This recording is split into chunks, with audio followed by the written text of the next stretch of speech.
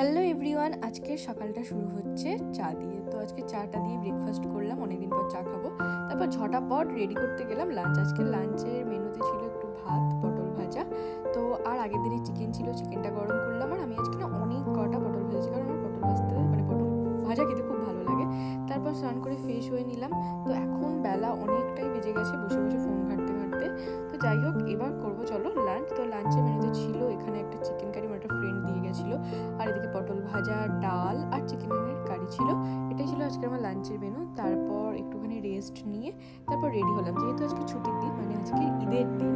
তো ভাবলাম একটু বেরোই, না বেরোলে না মনটা কীরকম করে। একটু জাস্ট হেঁটে এলেও বেশ ভালো লাগে। আর এই গরমে টুইস্টারটা এখন রিসেন্টলি আমার ফেভারিট হয়েছে, বেশ ভালো লাগে টুইস্টার আইসক্রিম খেতে। আর সব দোকানে না অ্যাভেলেবেল পাওয়া যায় না। তো যাই হোক, একটু ঘুরে টুরে একটা সাউথ ইন্ডিয়ান দোকান থেকে ধোসা খেলাম, অনেকদিন ধোসা খাওয়া হয় না।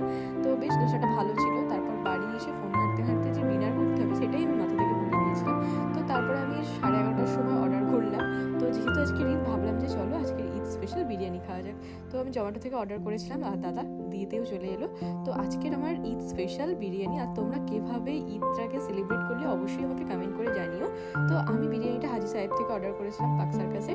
তো এটাই ছিল আজকের আমার ডিনার। তো কেমন লাগলো ভিডিওটা অবশ্যই জানিও। ভালো লাগলে একটা লাইক, কমেন্ট, শেয়ার।